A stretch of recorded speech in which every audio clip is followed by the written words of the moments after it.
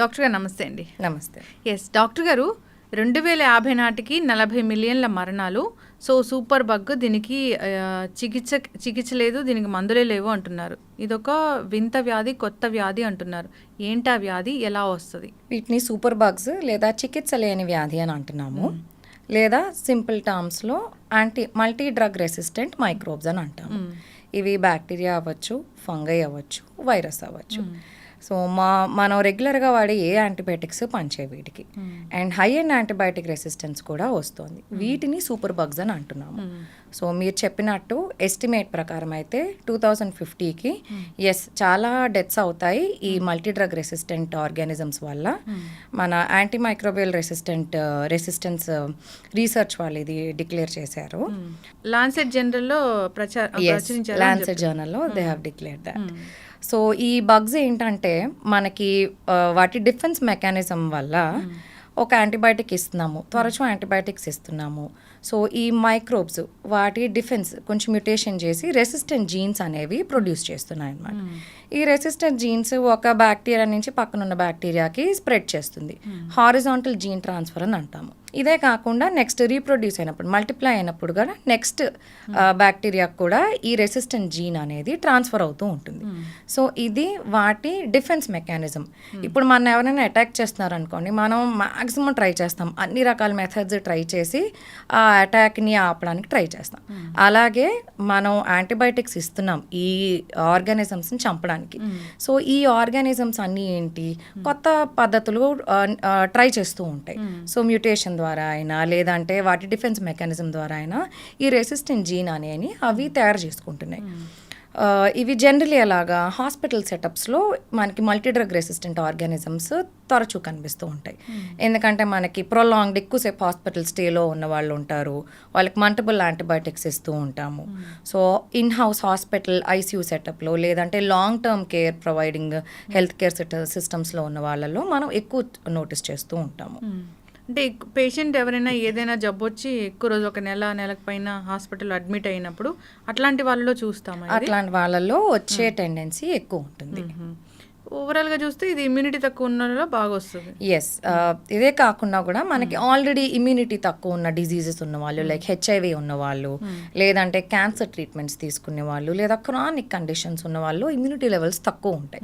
So ఇలాంటి వాళ్ళకి ఈ సూపర్ బగ్ ఇన్ఫెక్షన్ వచ్చే టెండెన్సీ ఎక్కువ ఉంటుంది.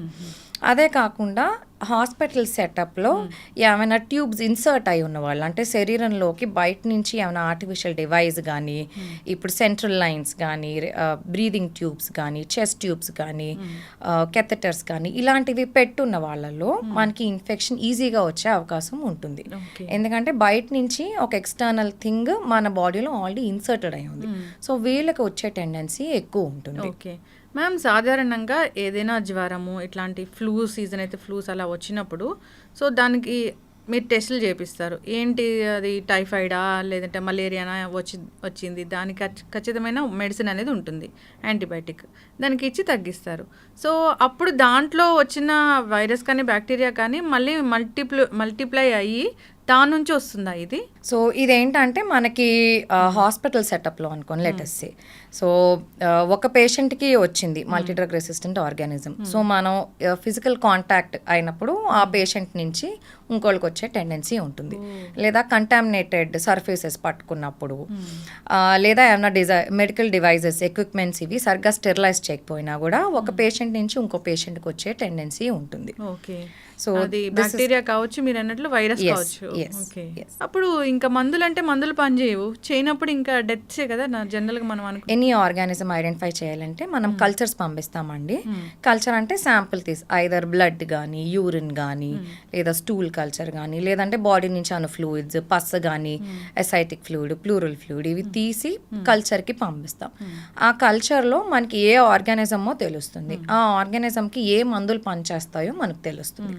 ఈ మల్టీ డ్రగ్ రెసిస్టెంట్ ఆర్గానిజమ్స్కి ఆర్గానిజం ఐడెంటిఫై అవుతుంది, బట్ అన్ని drugs including high and antibiotics resistance ఉంటుంది. సో మనం ఎన్ని యాంటీబయాటిక్స్ ఇచ్చినా కూడా సరిగ్గా పనిచేయకపోవచ్చు.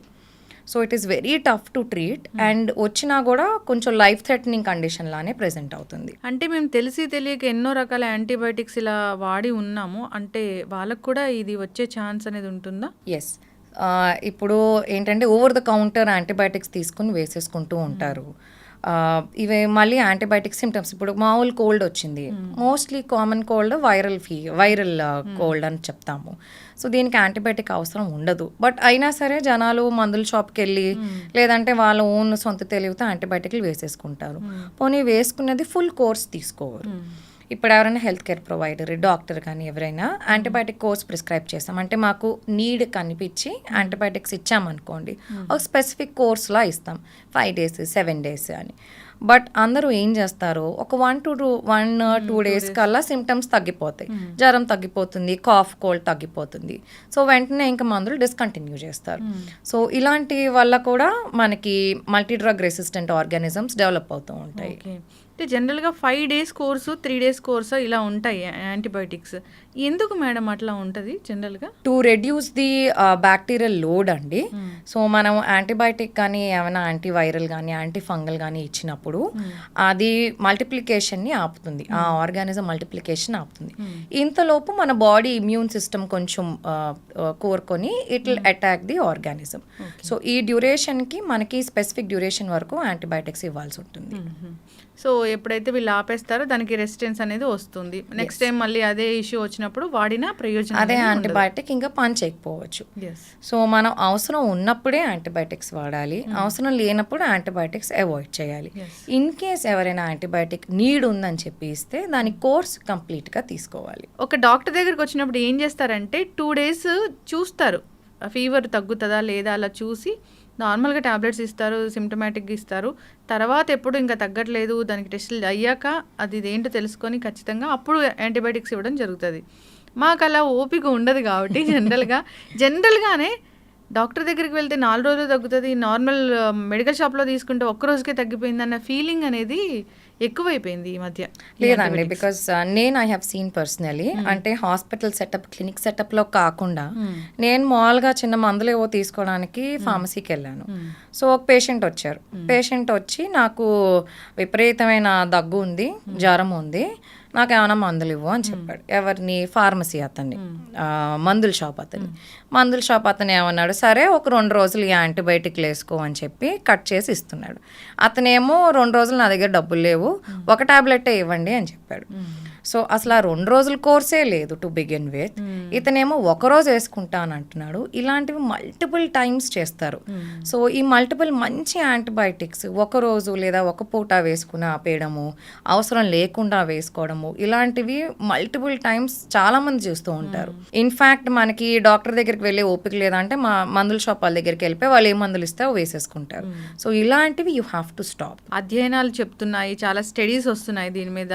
2050 కావచ్చు, అంతకు ముందు కావచ్చు, అంత లోపలనే కావచ్చు. సో ఇలాంటి రెసిస్టెన్స్ వచ్చి సూపర్ బగ్ అంటే మనం ఒకప్పుడు చూసినా 4 years బ్యాక్ చూసినా కరోనా లాగే అనుకోవచ్చేమో. ఇంకా అది కూడా మనకు తెలియకుండానే బట్ ఇది ఇంకా లైఫ్ థ్రెటనింగ్ ఇల్నెస్ వస్తుందండి.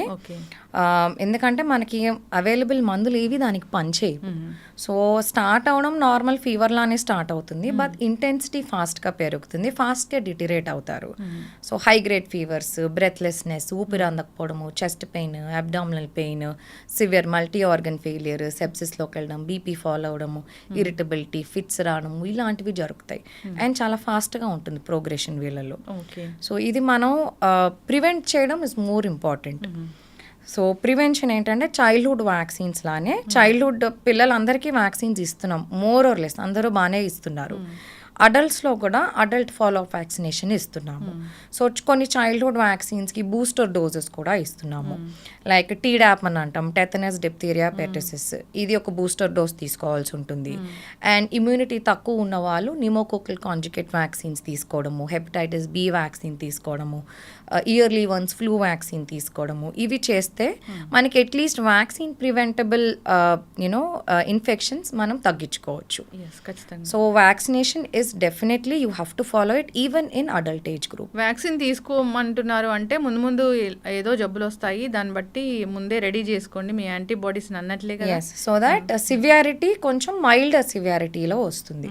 సో పూర్తిగా ఇన్ఫెక్షన్ అయితే ఆపలేము, బట్ లైఫ్ థ్రెటనింగ్ ఇష్యూ కాకుండా మైల్డ్గా వచ్చిపోతుంది అని చెప్పి వ్యాక్సిన్ సజెస్ట్ చేస్తాము. జాగ్రత్తలు అయితే తీసుకోవాలని కోరుకుందాం. ఇమ్యూనిటీ బాగా మళ్ళీ ఇమ్యూనిటీ పెంచుకోమన్నారు కదా అని కషాయాలు అలాంటివి తీసుకోకుండా జాగ్రత్తలు తీసుకోవాలని కోరుకుందామండి. ఇన్ఫెక్షన్ బారిన పడకుండా ఉంటే చాలు. సో లేదా డాక్టర్ చెప్పినట్లు ఏదైనా ఒకవేళ ఇన్ఫెక్షన్ వస్తే డాక్టర్ చెప్పిన మందులు వాడితే సరిపోతుంది, అంతకు మించి అయితే వాడకూడదు. నేను నిన్న ఒక పెద్ద డాక్టర్ని ఇంటర్వ్యూ చేశాను, ఇంటర్నల్ మెడిసిన్ స్పెషలిస్ట్ని. అయితే విలేజెస్లో కొంచెం అది సిటీ టౌన్స్ అలాంటి దగ్గర కూడా ఫీవర్కి కూడా యాంటీబయాటిక్స్ ఇస్తున్నారు, దానివల్ల చాలా ఇబ్బందులు వస్తున్నాయని చెప్పారు. సో ఆలోచించాలని కోరుకుందామండి. చాలా చక్కటి ఇన్ఫర్మేషన్. ఇలాంటి సూపర్ బగ్స్ వస్తూనే ఉంటాయి కాబట్టి మనమే మన శరీరాన్ని ప్రొటెక్ట్ చేసుకోవాలి. లైక్ ఇన్ఫెక్షన్స్ కంట్రోల్ చేయాలి. Hand washing important. సో బయటకు వెళ్ళి వచ్చినప్పుడు కానీ బయట తినేటప్పుడు కానీ before eating wash your hands with soap. అలాగే సర్ఫేస్ డిస్ఇన్ఫెక్షన్ కూడా ఇంపార్టెంట్. హాస్పిటల్స్లో అయినా లేదంటే ఇంట్లో ఎవరికైనా ఫీవర్స్ ఉన్నాయన్నా కూడా సర్ఫేస్ డిస్ఇన్ఫెక్షన్ చేయాలి. మెడికల్ డివైజెస్ ఎక్విప్మెంట్స్ కూడా ప్రాపర్గా స్టెరిలైజ్ చేసి వాడితే మళ్ళీ అదే ఇన్ఫెక్షన్ ఇంకోళ్ళకి రాకుండా ఉంటుంది.